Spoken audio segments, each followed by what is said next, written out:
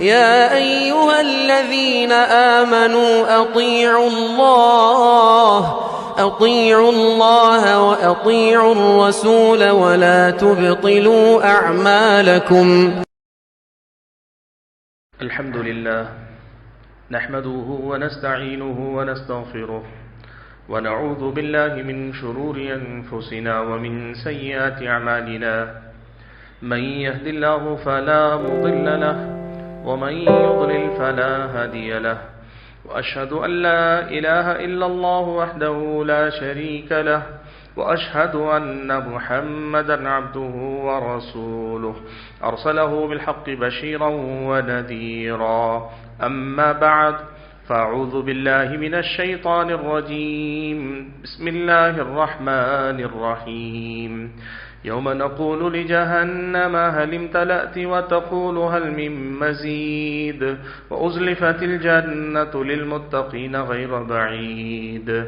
هذا ما توعدون لكل أواب حفيظ من خشي الرحمن بالغيب وجاء بقلب منيب. ادخلوها بسلام ذلك يوم الخلود لهم ما يشاءون فيها ولدينا مزيد. وكم أهلكنا قبلهم من قرن هم أشد منهم بطشا فنقبوا في البلاد هل من محيص. إن في ذلك لذكرى لمن كان له قلب أو ألقى السمع وهو شهيد. ولقد خلقنا السماوات والأرض وما بينهما في 6 أيام وما مسنا من لغوب. فاصبر على ما يقولون وسبح بحمد ربك قبل طلوع الشمس وقبل الغروب، ومن الليل فسبحه وأدبار السجود. واستمع يوم ينادي المناد من مكان قريب يوم يسمعون الصيحة بالحق ذلك يوم الخروج. إنا نحن نحيي ونميت وإلينا المصير. يوم تشقق الأرض عنهم سراعا ذلك حشر علينا يسير. نحن أعلم بما يقولون وما أنت عليهم بجبار. فذكر بالقرآن من يخاف وعيد. وقال تبارك وتعالى أيضا: يا أيها الذين آمنوا لا يسخر قوم من قوم عسى أن يكونوا خيرا منهم ولا نساء من نساء عسى أن يكن خيرا منهن ولا تلمزوا أنفسكم ولا تنابزوا بالألقاب بئس الاسم الفسوق بعد الإيمان ومن لم يتب فأولئك هم الظالمون. بزرگان محترم، ملت اسلامیہ کے نوجوانوں اور پردہ نشین خواتین اسلام، اللہ رب الجلال ہم سب کا تنہا خالق، تنہا مالک اور ہم سبھی کا تنہا معبود برحق، ہر قسم کی تعریف و توصیف، ہر طرح کی حمد و ثنا، اور میری اور آپ سبھی حضرات اور خواتین کی ہر ایک عبادت اور ہماری اور آپ کی ہر ایک ریاضت اور بندگی کا اکیلا اور تنہا مستحق رب ہے، معبود برحق ہے، جس کی بندگی میری اور آپ کی زندگی کا مقصد ہے اور جس کی بندگی میں ہماری زندگی کا گزرنا ہمارا سب سے بڑا کمال اور سب سے بڑا کارنامہ ہے۔ درود و سلام ہو نبی آخر الزماں پیارے نبی محمد صلی اللہ علیہ وسلم کے ذات گرامی پر، جنہیں اللہ تبارک و تعالی نے اپنا آخری نبی و رسول بنا کر بھیجا، جنہوں نے ہم اور آپ تک اللہ تبارک و تعالی کا وہ دین پہنچایا جو دین ہماری اچھی تربیت کرتا ہے، ہمیں ایک اچھا بندہ بناتا ہے اور ایک اچھا انسان بناتا ہے، اور جو دین ہم اور آپ کو اس دنیا میں زندگی جینے کا ایک بہترین طریقہ سکھلاتا ہے، اور جو دین اللہ تعالیٰ کے پاس آخرت میں کامیابی اور کامرانی سے ہم اور آپ کو ہمکنار کرتا ہے۔ حاضرین جمعہ، اللہ تبارک و تعالیٰ نے اس دنیا میں انسانوں کو پیدا کیا تو اللہ تعالیٰ نے سارے انسانوں کو ایک جیسا نہیں بنایا۔ اللہ تبارک و تعالیٰ ہی کی یہ تخلیق ہے. یہاں کا ذرہ ذرہ، یہاں کا قطرہ قطرہ، ایک ایک چیز اللہ تعالیٰ ہی کی بنائی ہوئی ہے. اللہ کے علاوہ کسی اور نے کسی چیز کو پیدا نہیں کیا، نہ کوئی پیدا کر بھی سکتا ہے. لیکن یہ اللہ تبارک و تعالیٰ کی حکمت ہے، اللہ تبارک و تعالیٰ کی مرضی ہے، یہ اللہ تبارک و تعالیٰ کا فیصلہ ہے کہ اللہ تعالیٰ نے انسانوں کو ایک جیسا نہیں پیدا کیا، بلکہ انسانوں میں اللہ تعالیٰ نے فرق رکھا ہے. فرق کئی حیثیتوں سے اللہ تعالیٰ نے رکھا ہے، اور ان میں سے یہ خاص معاملہ ہے انسان کی شکل و صورت، انسان کا اپنا ظاہر، انسان کے اپنے بول چال کا طریقہ، انسان کے اپنے رہن سہن کا طریقہ، اس کے اٹھنے بیٹھنے کا طریقہ. ہم اور آپ جانتے ہیں کہ اللہ تبارک و تعالیٰ نے سب کو ایک رنگ کا نہیں بنایا. اللہ نے رنگت بھی الگ انسانوں کو عطا فرمائی. اللہ تعالیٰ نے ناک نقشہ سب کو ایک جیسا نہیں عطا کیا، اللہ نے فرق رکھا. اللہ تبارک و تعالیٰ نے بات کرنے کا سلیقہ اور انداز بھی سب کو ایک جیسا نہیں دیا، ہر انسان کا اپنا ایک انداز ہوتا ہے. اسلامی شریعت ہم اور آپ کو یہ بتاتی ہے کہ اس تخلیق کے پیچھے اللہ تعالیٰ کی بڑی حکمتیں ہیں. اللہ تبارک و تعالیٰ کی اس فرق رکھنے کے پیچھے بڑی حکمتیں ہیں، بڑی مصلحتیں ہیں، جس کے لیے اللہ تبارک و تعالیٰ نے انسانوں کے درمیان یہ فرق رکھا. اور ان میں سے ایک بہت بڑی حکمت قرآن مجید میں اللہ تعالیٰ نے یہ بیان فرمائی، کہا وَجَعَلْنَا بَعْضَكُمْ لِبَعْضٍ فِتْنَةً. اللہ نے فرمایا کہ ہم نے تمہیں ایک دوسرے کی آزمائش کا ذریعہ بنایا. دنیا خوبصورتی کا اپنا ایک معیار رکھتی ہے. کسی علاقے میں گوری رنگت خوبصورتی کی دلیل ہے، دنیا کے کسی علاقے میں کالا ہونا خوبصورتی کی علامت. کسی جگہ پر دبلا پتلا ہونا کسی زمانے میں بہت بڑی علامت ہے کہ یہ بڑا خوبصورت مانا جاتا ہے، اور وہیں کسی علاقے کسی زمانے میں ہٹا کٹا مضبوط جسم والا ہونا یہ آدمی کی خوبصورتی کی علامتی مانا جاتا ہے. یہ فرق اللہ نے دنیا کے اندر رکھا ہے. اس کا مقصد کیا ہے؟ اللہ تمہیں ایک دوسرے کے ذریعے آزماتا ہے. یہ فرق تمہیں اللہ تبارک و تعالیٰ کی ان حکمتوں کے سمجھنے کی طرف لے کر جاتا ہے. اللہ تعالیٰ کی اگر تم پر نعمت ہے تو اس نعمت کی پہچان کی طرف لے جاتا ہے، یا پھر یہ کہ دوسروں کی کسی بھی حیثیت سے کمی یا کوتاہی دیکھ کر ان کا ٹھٹا، ان کا مذاق اڑانا، یا ان کو انگریزی میں کہا جاتا ہے بلی کرنا، آدمی کا مذاق اڑا کر اس کی ایک طرح سے توہین کرنا، تذلیل کرنا، تحقیر کرنا. ان دونوں رویوں میں سے کون سا رویہ اختیار کرتے ہو اللہ تعالیٰ یہ دیکھنا چاہتا ہے. ایک بہت بڑی حکمت انسانوں کے درمیان تفاوت کی یہ بھی اللہ نے رکھی ہے کہ اللہ نے ایک دوسرے کے ذریعے لوگوں کو آزمایا ہے. آج آپ یہ بات دیکھ لیجئے، دیندار اگر معاشرہ، مسلم سماج اگر اسلامی شریعت کی تعلیمات کی پابندی کرتا ہے تو انسانوں کی یہ ظاہری شکل و صورت کا فرق کوئی معنی نہیں رکھتا. ایمان والے ایمان والوں کو جس نظر سے دیکھتے ہیں وہ نظر جدا ہوتی ہے، اور اس کے مقابلے میں ایمان نہ ہو، دینداری نہ ہو، اللہ تعالیٰ کا ڈر نہ ہو، اسلامی شریعت کی تعلیمات کا پاس و لحاظ نہ ہو، تو پھر لوگوں کی نظریں بدل جاتی ہیں. پھر لوگ اسی بنیاد پر ایک دوسرے پر فضیلت جتلانا چاہتے ہیں، میں بہتر تم کمتر، میں زیادہ اچھا تم زیادہ برے، اور اس کے ساتھ ساتھ موقع بے موقع ان کے کسی عیب کا، کسی کمی کا، کسی نقص کا تذکرہ کرنا، اس پہ لطیفے کہنا سنانا، کبھی کسی آدمی پہ تبصرے کرنا، کمنٹ پاس کرنا. یہ سارے وہ طریقے ہیں جو بے دین لوگ کیا کرتے ہیں. جاہلیت کے زمانے کے لوگوں کا طریقہ ہے، جہالت کی زندگی جینے والوں کا طریقہ ہے. اسلامی شریعت ہماری اور آپ کی یہی تربیت کرتی ہے کہ انسانوں میں اللہ نے چاہے جتنا فرق رکھا ہو، ایک مسلمان کی حیثیت سے آپ ان سطحی باتوں پہ نظر نہیں رکھتے. اس سے آگے بڑھ کر آپ کو بہت ساری حقیقتوں کو دیکھ کر لوگوں کے ساتھ معاملہ کرنا چاہیے. آپ دیکھیے، میں عائشہ صدیقہ رضی اللہ تعالی عنہا راویہ ہیں، فرماتی ہیں، سنن نبی داؤد کی روایت ہے، کہتی ہیں کہ ایک مرتبہ میں نے پیارے نبی صلی اللہ علیہ وسلم کے سامنے حکیت رجلا، میں نے ایک آدمی کی نقل اتاری. ہو سکتا ہے اس کے چالنے میں چلنے، اس کی چال یا اس کے بولنے کا انداز، کسی چیز کی میں نے نقل اتاری اللہ کے نبی کے سامنے. اللہ کے نبی نے کہا اے عائشہ جو کام تم نے کیا ہے نا، اگر مجھے کوئی دنیا کی اتنی اور اتنی دولت بھی دے دیتا نا، یعنی دنیا کی اتنی بڑی دولت دے کر بھی مجھے کہتا کہ ایسی حرکت آپ کریں، نقل آپ بھی اتار کے دکھائیں، میں ہرگز کبھی یہ کسی کی نقل اتارنے والا کام نہ کرتا۔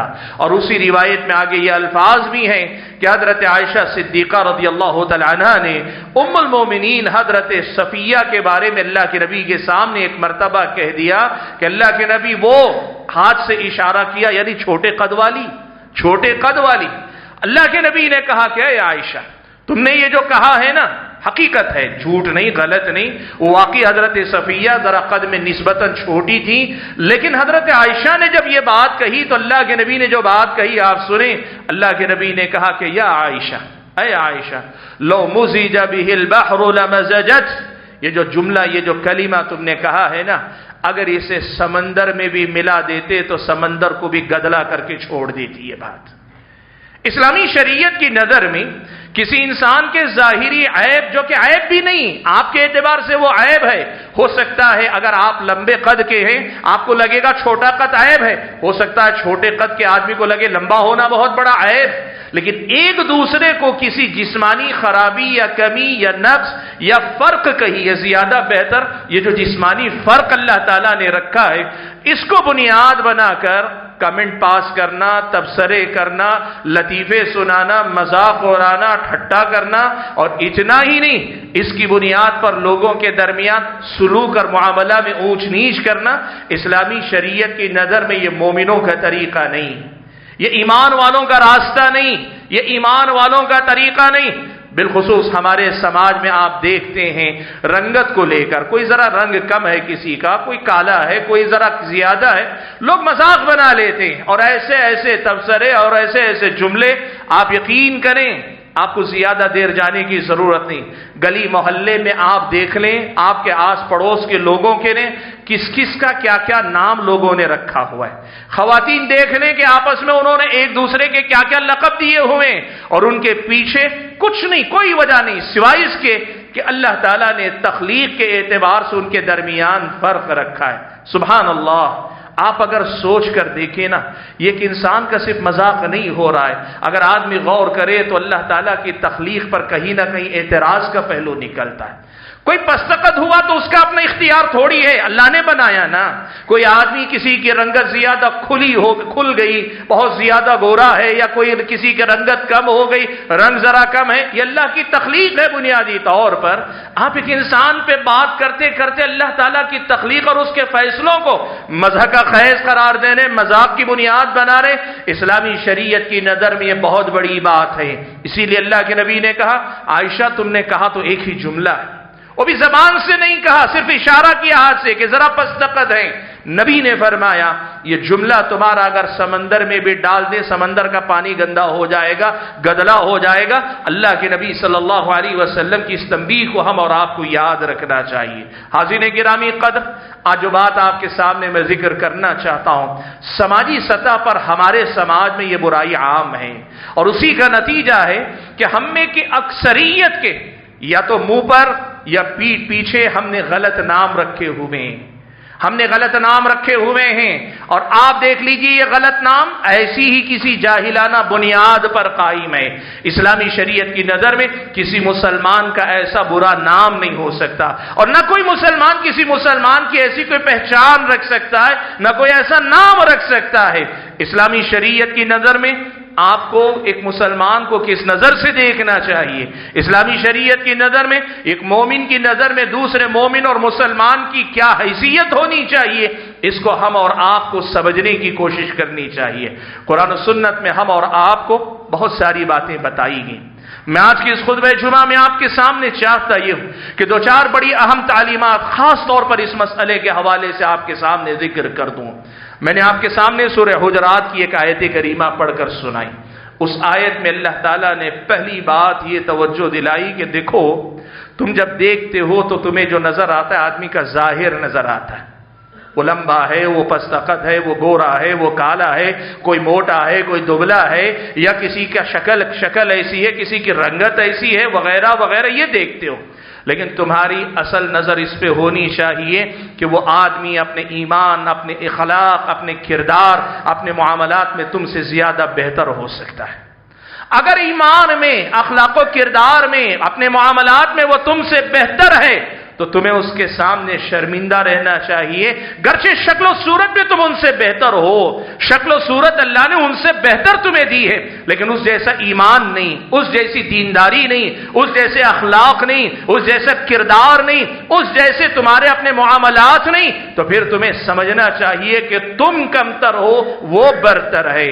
اللہ کے تعالیٰ نے فرمایا یا ایھا الذین آمنوا لا یسخر قوم من قوم عسى ان یکونوا خیرا منہم، ایمان والو تم میں سے بعض کو بعض کا مذاق نہیں اڑانا چاہیے، ٹھٹا نہیں اڑانا چاہیے۔ کیوں؟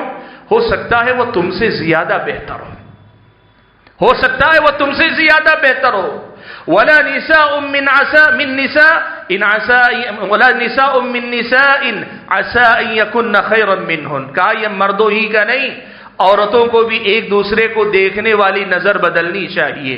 کوئی مجھ سے خوبصورت ہے یا مجھ سے کمتر ہے، کم صورت ہے، یہ موازنہ کوئی بڑا موازنہ نہیں۔ اصل موازنہ یہ ہے ایمان میں، تقوی میں، اللہ کی بندگی میں، کتاب و سنت کی تعلیمات کی پیروی میں، علم میں، عمل میں، ایک دوسرے کے کام آنے میں، لوگوں کے ساتھ معاملہ کرنے میں، اپنے اخلاق میں، اپنے معلومات زندگی میں۔ جن کا تم مذاق اڑا رہی ہو، عسى ان يكن خيرا منهن، ہو سکتا ہے وہ تم سے زیادہ بہتر ہے، اس کا تمہیں خیال رکھنا چاہیے۔ سب سے پہلی بات، ایمان والا جب دوسروں کو دیکھتا ہے نا، وہ اس نظر سے نہیں دیکھتا کہ یہ میں اس سے زیادہ خوبصورت ہوں، طاقتور ہوں، یا پھر کسی اعتبار سے برتر ہوں، آگے ہوں۔ وہ یہ دیکھتا ہے کہ ایمان کے معاملات میں، دینداری کے معاملات میں اس سے کتنا میں پیچھے ہوں۔ اور آپ یقین کیجئے اگر یہ نظر ہمارے اندر آئی نا، ہمارے ہر بھائی کے اندر کوئی نہ کوئی ایسی خوبی ہوگی جو میرے اندر نہیں، ہمارے اپنی بہنوں کے اندر کوئی نہ کوئی ایسی خوبی ہوگی جو ہماری دوسری بہن کے اندر نہیں ہے۔ اور اگر یہ دیکھنے والی صلاحیت پیدا ہو گئی تو پھر زندگی میں کبھی کوئی مسلمان کسی دوسرے مسلمان کا نہ مذاق اڑائے گا، نہ ٹھٹا کرے گا، نہ اس کے کوئی ظاہری چیزوں کو دیکھ کر اس کو بلی کرنے کی کوشش کرے گا، بالکل نہیں۔ آدمی بالکل ان ساری خرابیوں سے پاک ہوگا۔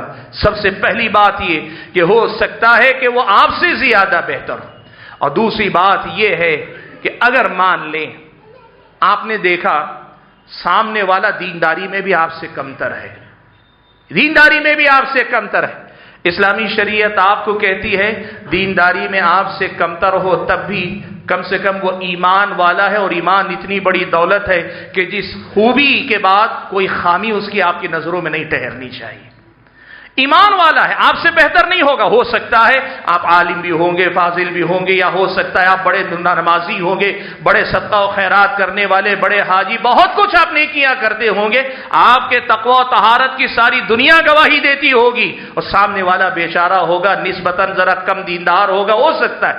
لیکن پھر بھی اگر وہ ایمان والا ہے، ایمان والے کو دیکھنے والی آپ کی نظر یہ نہیں ہونی چاہیے کہ آپ اس کی ظاہری کمیوں کو بنیاد بنا کر اس کی عیب جوئی کریں، اس کی عیب تلاش کریں اور لوگوں میں اس کا ٹھٹا کریں، مذاق کریں، یہ نہیں ہونا چاہیے۔ سبحان اللہ، کتاب و سنت کی تعلیمات میں ایسی 20 مثالیں آپ کو ملیں گی جہاں اللہ کے نبی نے یہ تربیت کی اور صحابہ نے یہ بات سیکھ کر اپنی زندگی میں اپنائی۔ ایمان والوں کی ان ظاہری خامیوں کو کبھی انہوں نے خاطر میں نہیں لایا، ہمیشہ ان کے ایمان پر نظر رکھ کر معاملہ کرنے کی کوشش کی۔ آپ کو معلوم ہے حضرت عبداللہ ابن مسعود رضی اللہ تعالیٰ عنہ، اللہ کے نبی پر جو پہلے اسلام لانے والے جو صحابہ سابقین اولین میں سے تھے، ان میں سے حضرت عبداللہ ابن مسعود ہیں۔ بڑے علم والے، بڑے دیندار صحابی ہیں، لیکن مسئلہ یہ تھا اللہ تعالیٰ نے ان کی جسمانی ساخت ایسی بنائی تھی کہ ان کی پنڈلیاں یعنی پیر ان کے جو بالکل پتلے پیر تھے۔ ایک مرتبہ ایسے ہوا کہ حضرت عبداللہ ابن مسعود رضی اللہ تعالیٰ عنہ پیلو کی جو مسواک ہوتی ہے، پیلو کا جو درخت ہوتا ہے، اس سے کچھ توڑنے کے لیے گئے، آگے بڑھے، ہوا چلی تو دبلے پتلے تھے تو ہوا کے ساتھ وہ بھی جھولنے لگے، وہ بھی حرکت کرنے لگے، اور اس کے ساتھ ان کی پنڈلیاں کھل گئیں۔ نیچے کھڑے ہوئے صحابہ کی نظر پڑی تو بے ساختہ ہنسی نکل گئی، بے اختیار ہنسی نکل گئی۔ اللہ کے نبی نے صحابہ سے پوچھا کس بات پہ ہنس رہے ہو؟ صحابہ نے کہا اللہ کے نبی کوئی بات نہیں، حضرت عبداللہ ابن مسعود کی یہ جو پنڈلیاں، ان کے جو پیر ہیں وہ پیر اتنے پتلے کہ اس کو دیکھ کر ہمیں ہنسی آ گئی۔ اللہ کے نبی صلی اللہ علیہ وسلم نے کہا کہ جن پیروں کو دیکھ کر آج تمہیں ہنسی آ رہی ہے، یاد رکھو روز قیامت یہی پیر، یہی پتلی پتلی پنڈلیاں احد پہاڑ سے زیادہ میزان حسنات میں ترازو میں زیادہ وزنی ہوں گی۔ یہ اللہ کے نبی نے بتایا، یہ تربیت ہے اللہ کے نبی کی۔ تم یہ دیکھ رہے ہو کہ ظاہر کے اعتبار سے یہ پتلی پتلی پنڈلیاں، لیکن دیکھنے کا معاملہ یہ ہے کہ عبداللہ ابن مسعود میں جو ایمان، جو تقوی، جو علم ہے، جو عمل ہے، جو اللہ تعالیٰ کی قربت اور نزدیکی، اس کا جو وزن ہے وہ اس قدر زیادہ ہے کہ اس کے ہوتے ہوئے یہ کوئی ہنسنے والی بات نہیں۔ ان کو دیکھنے کی نظر تمہیں بدلنی چاہیے۔ اللہ کے نبی صلی اللہ علیہ وسلم نے حضرت عبداللہ ابن مسعود کے بارے میں یہ بات کہی۔ آپ اگر دیکھیں حضرت بلال رضی اللہ تعالیٰ عنہ، آج بھی ہم چھوٹے بچوں کو پڑھاتے ہیں نا تو یہی کہتا ہے بلال حبشی کہتے ہیں۔ حبشی، حبشہ کے رہنے والے، کالے کلوٹے، ہم مانتے ہیں کہ کالے کلوٹے غلام تھے حضرت بلال۔ اور آپ کو معلوم ہے ایک تو کالے کلوٹے حبشی تھے، دوسرے غلام تھے۔ لیکن صحیح بخاری میں حضرت جابر رضی اللہ تعالیٰ عنہ راوی فرماتے ہیں کہ حضرت عمر ابن خطاب رضی اللہ تعالیٰ عنہ نے ایک مرتبہ حضرت ابو بکر کا تذکرہ کیا تو ان الفاظ کے ساتھ کیا کہ ابو بکر سیدنا، کہا کہ ابو بکر ہمارے سردار، ابو بکر ہمارے سردار۔ بولنے والے حضرت عمر کہہ رہے ہیں حضرت ابو بکر کے بارے میں کہا ابو بکر سیدنا، ابو بکر ہمارے سردار ہیں، وَأَعْتَقَ سَيِّدَنَا، نہ صرف یہ کہ وہ سردار ہیں، ابو بکر ہمارے سردار ہیں اور انہوں نے ہمارے ایک اور سردار کو آزاد کیا ہے۔ کس کے بارے میں؟ حضرت بلال کے بارے میں۔ عمر کا مقام کیا ہے آپ جانتے ہیں، حضرت عمر کا درجہ کیا ہے، مقام کیا ہے آپ جانتے ہیں۔ اللہ کے نبی کے صحابہ میں ابو بکر کا پہلا مقام، عمر کا دوسرا مقام۔ اللہ کے نبی نے کہا کئی باتیں حضرت عمر کی فضیلت میں، کیا کچھ، لیکن حضرت عمر کہتے ہیں اعتق سیدنا، حضرت ابو بکر نے بلال کو جو آزاد کیا، ہمارے سردار کو آزاد کیا۔ ظاہری اعتبار سے جو غلام تھے، حبشی تھے، کالے کلوٹے تھے، ان کے بارے میں حضرت عمر رضی اللہ تعالیٰ عنہ کا یہ کہنا اعتق سیدنا، ہمارے سردار کو انہوں نے آزاد کیا ہے۔ یہ ہوتا ہے اہل ایمان کا معاملہ، اہل ایمان کی نظر ایسی ہوتی ہے، وہ اپنے بھائیوں کو اس نظر سے دیکھا کرتے ہیں۔ تابعین میں سے حضرت عطا ابن ابی رباح، عطا ابن ابی رباح رحمت اللہ علیہ تابعی ہیں۔ آپ کو معلوم ہے ان کا مقام کیا تھا؟ لوگ حضرت ابن عباس کے پاس سوالات پوچھنے کے لیے آتے تھے۔ حضرت ابن عباس بھی مکہ میں رہتے تھے، عطا ابن ابی رباح بھی مکہ میں رہتے ہیں۔ ابن عباس صحابی ہیں، عطا تابعی ہیں، اور آپ کہیں تو ابن عباس استاذ کے درجے میں، عطا ابن ابی رباح شاگرد کے درجے میں۔ لیکن ہوا کیا، لوگ حضرت ابن عباس کے پاس آئے اور آ کر ان سے سوالات کرنے لگے تو حضرت ابن عباس نے ایک مرتبہ کہا کہ لوگو تم میرے پاس کیوں آتے ہو جب عطا ابن ابی رباح تمہارے پاس موجود ہیں؟ انہی سے مسائل پوچھ لیا کرو، مجھ تک آنے کی ضرورت نہیں۔ آپ سوچ سکتے ہیں عطا ابن ابی رباح کا درجہ کتنا، کیا مقام ہوگا کہ ابن عباس کہتے ہیں مجھ تک آنے کی ضرورت نہیں، میرے شاگرد یا میرے شاگرد کے درجے کے جو ہے انہی سے علم لے لو تو کافی ہے۔ لیکن آپ کو معلوم ہے عطا ابن ابی رباح کیسے تھے؟ کالے کلوٹے تھے، آنکھ کانے تھے، آخری عمر میں صورتحال یہ ہو چکی تھی کہ ایک ہاتھ شل ہو گیا تھا، مفلوج ہو گیا تھا، اور سر کے بال گر گئے تھے، شکل و صورت کی بگاڑ کے ساتھ درازی عمر کے ساتھ لگڑانے لگے۔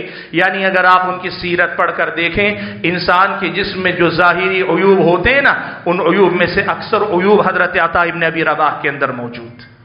انسانی اعتبار سے اگر دیکھیں کوئی اچھی انسان شکل و صورت کے اعتبار سے نہیں، لیکن اہل ایمان جب ایمان والوں کو دیکھتے ہیں نا، یہ چیزیں کوئی معنی نہیں رکھتی۔ وہ علم والے، وہ ایمان والے، وہ تقوی والے، وہ اخلاق والے، وہ کردار والے، یہ نظر مومن کے بارے میں ہوتی ہے۔ حضرت ابن عباس نے کہا مجھ تک آ کر مسائل پوچھنے کی کیا ضرورت ہے، عطا ابن ابی رباح ہی سے علم لے لیتے۔ خود حضرت عطا غلام تھے، آزاد کر دیے گئے تھے۔ تو آپ یاد رکھیں اسلامی شریعت ہمیں یہی سکھاتی، اور ان سب سے آگے بڑھ کر خود پیارے نبی صلی اللہ علیہ وسلم کا معاملہ کیا تھا آپ کو معلوم ہے۔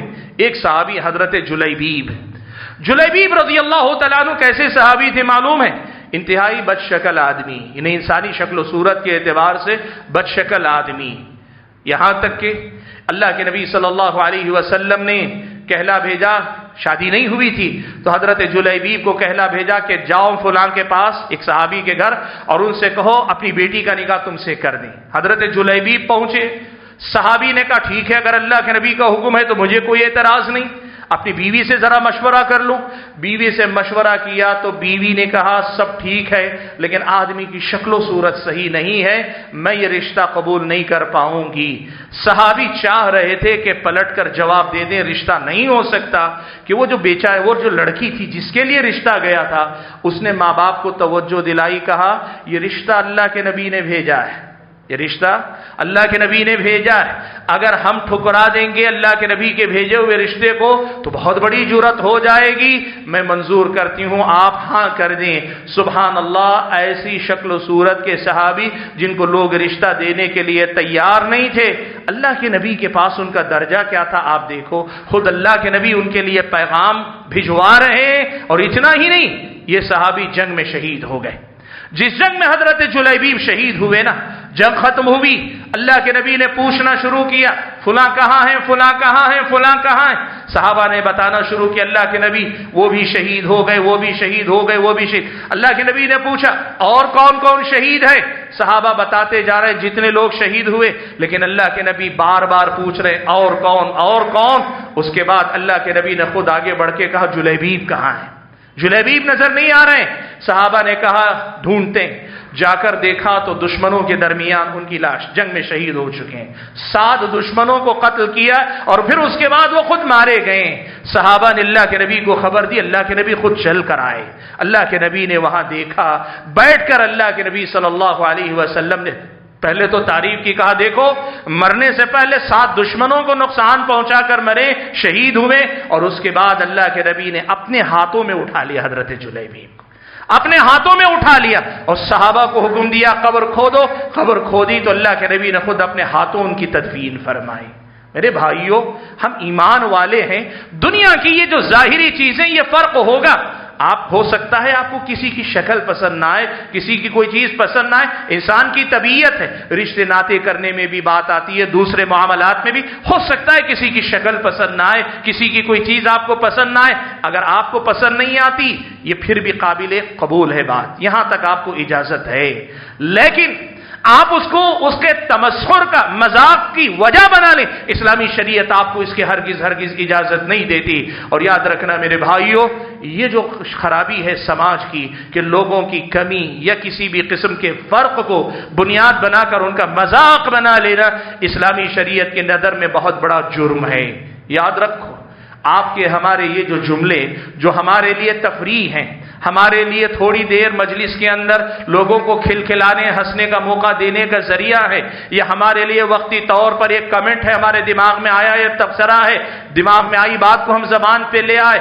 کئی بار ایسا ہوتا ہے کہ آپ کا ہمارا یہ جملہ ایک ایمان والے کے دل کو بڑی تکلیف پہنچانے کا باعث بن جاتا ہے، اور اس کے ایمان کو اگر تکلیف پہنچتی ہے، اس کے دل کو تکلیف پہنچتی ہے تو کیا ہوگا معلوم ہے؟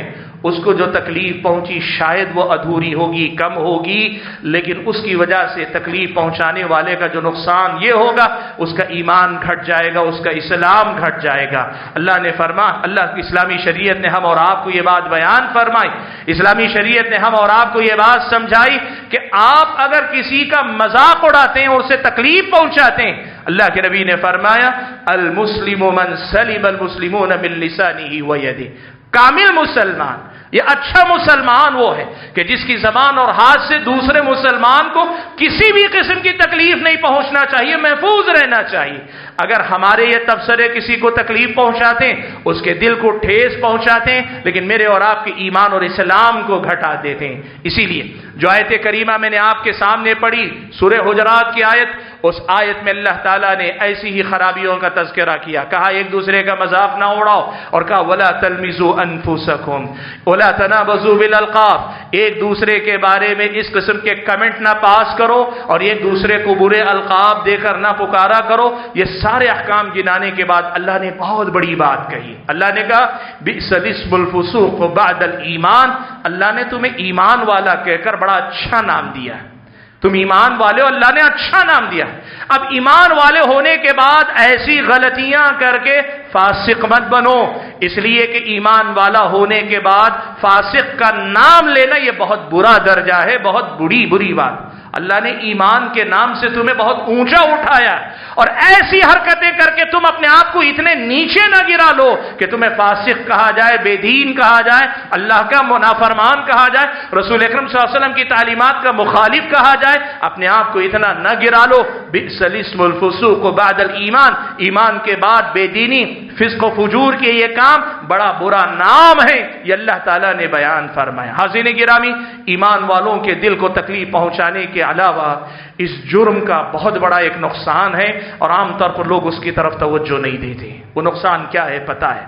اکثر ایسا ہوتا ہے کہ کم عمری میں یا بڑی عمر میں بھی آپ جب کسی آدمی کا مذاق اڑاتے ہیں نا، وہ آدمی اگر وہ بات اپنے دل پہ لے لیتا ہے تو آپ یوں سمجھیے رفتہ رفتہ آپ کے تبصروں سے وہ دن بدن مرتا جاتا ہے اندر ہی اندر۔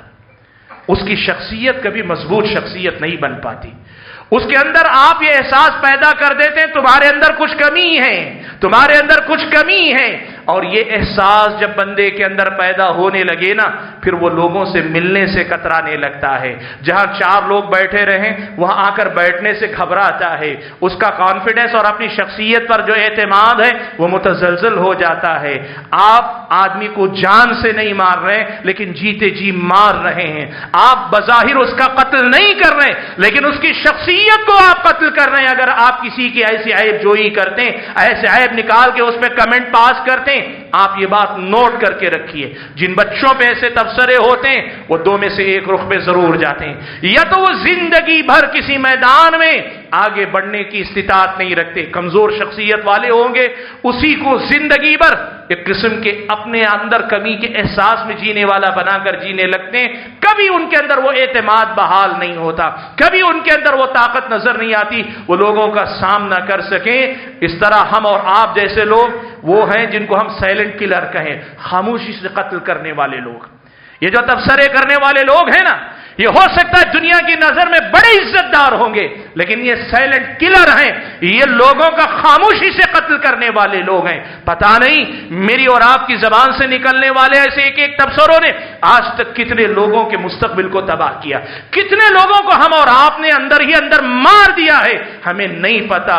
یہ آدمی کمزور ہوتا ہے تو اس رخ پہ جاتا ہے، وہ اپنے آپ میں کہیں سکڑ جاتا ہے، سمٹ جاتا ہے، وہ زندگی میں کبھی کھل نہیں پاتا، اس کی صلاحیتیں بھی دب جاتی ہیں، وہ اپنی زندگی میں کبھی ایک کامیاب انسان بن کے ابھر کر نہیں آتا۔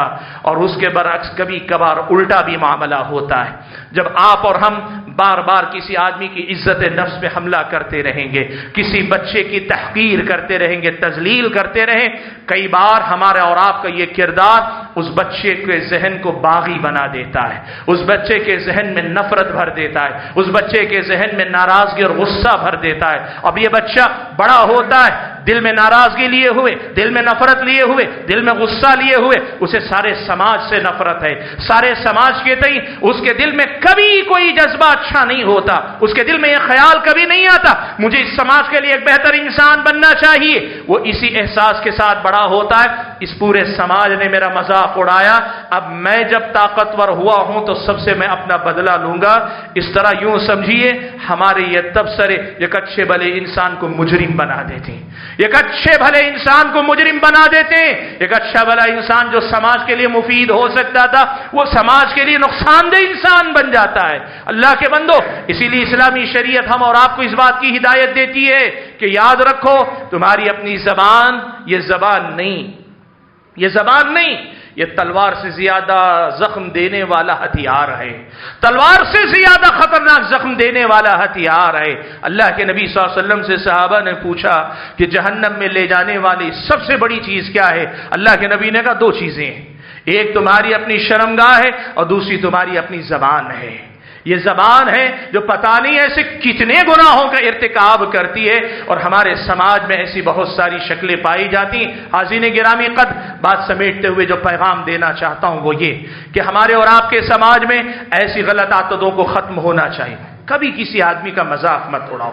آپ یہ سوچ لو میں اس کی جگہ ہو سکتا تھا. آج میں لمبا ہوں, کوئی پستقد ہے, یا میں پستقد ہوں, سامنے والا لمبا ہے, اور مجھے سامنے والے کی چیز کمی لگتی ہے, عیب لگتا ہے, نقص لگتا ہے. اللہ مجھے بھی تو اس کی جگہ رکھ سکتا تھا.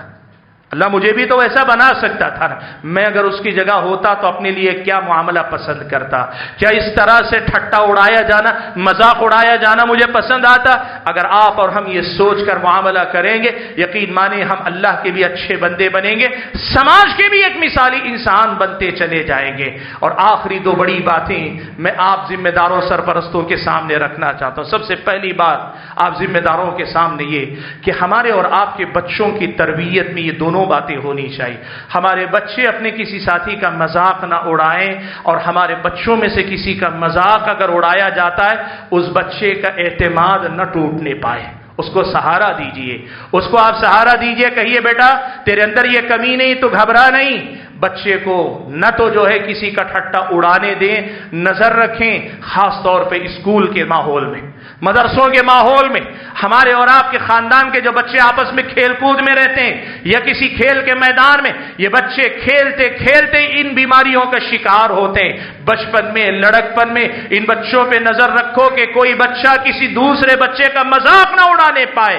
ہماری اور آپ کی بہت بڑی ذمہ داری بنتی ہے کہ اپنے بچوں کی تربیت میں اس کا خیال رکھیں. اور اس سے زیادہ جن بچوں کا مذاق اڑایا جاتا ہے, کسی بھی حیثیت سے مذاق اڑایا جاتا ہو, کسی بھی بات کو لے کے مذاق اڑایا جاتا ہو, ان بچوں کو آپ کے اخلاقی سہارے کی, ایموشنل سہارے کی بہت ضرورت ہوتی ہے. اپنے بچوں کو کھلا دینا پلا دینا ہی کافی نہیں ہے. اپنے بچوں کی ایسے محتاجی کا خیال رکھیں, ایسی ضرورتوں کا خیال رکھیں کہ کوئی ہمارے بچے کی کسی چیز کو کمی نہ قرار دے, اور اگر کمی ہے بھی تو اس کمی کو, اس کے اعتماد کو ختم کرنے, اس کے اعتماد کو چھیننے کا ذریعہ نہ بنا پائے. اپنے بچوں کو وہ اعتماد دیں تاکہ یہ دنیا کے اندر ایک مضبوط پرسنالٹی, مضبوط شخصیت کے مالک بن کر سماج میں آگے بڑھ سکیں. اور ایک آخری بات میں سب سے کہنا چاہتا ہوں کہ دیکھو اس دنیا کا معاملہ ایسے ہی ہے کہ ان میں کی اکثریت جہالت پر جیتی ہے. ان میں سے بہت سارے علم والے ہو کر بھی جاہل بنے رہنا چاہتے ہیں. ایسی صورت میں اگر آپ کا میرا کوئی مذاق اڑا رہا ہے کسی بھی ہماری بات کو لے کر, تو ہمیں کیا کرنا چاہیے؟ دیکھو یہ دنیا ایک بہت عجیب غریب جگہ ہے. آج تک جو میرا مذاق اڑا رہا ہے نا, کل اگر میں کسی میدان میں قابل بن جاؤں, یہی دنیا جھک کر ہمیں سلام کرے گی. آپ اگر کہیں بھی کسی بھی حیثیت اپنے اندر کمی دیکھتے ہیں, دنیا جسے کمی کہتی ہے, آپ اسے سب سے پہلے کمی نہ سمجھیں. یہ اللہ تعالیٰ کے فیض نے, اللہ تعالیٰ نے یہ دنیا کسی کو پائیدار نہیں دی. اس وقت دنیا میں اللہ نے جیسا بنایا ہمیں اسے بخوشی منظور کرنا چاہیے. کبھی شکوہ و شکایت دل میں نہ رکھو. لیکن جہاں تک دنیا کی بات ہے, یاد رکھو آج جو مذاق اڑا رہی ہے, آپ محنت کرو, آپ محنت کرو, اور محنت کر کے کسی بھی میدان میں ایک بار اگر قابل ہو گئے نا, نہ صرف یہ کہ یہ دنیا آپ کا مذاق اڑانا چھوڑے گی, آپ کا احترام بھی کرے گی, بلکہ یہی دنیا ہاتھ باندھے آپ کے سامنے کھڑے ہوگی, اپنی ضرورتیں لے کر آپ تک آئے گی. خود اعتمادی کو اپنے متزلزل ہونے مت دینا. اپنے آپ کو ایسا بنا کے رکھنا کہ آپ کی کوئی کمی بھی ہے تو اسے کوئی آپ کے اعتماد چھیننے کا ذریعہ نہ بنا پائے.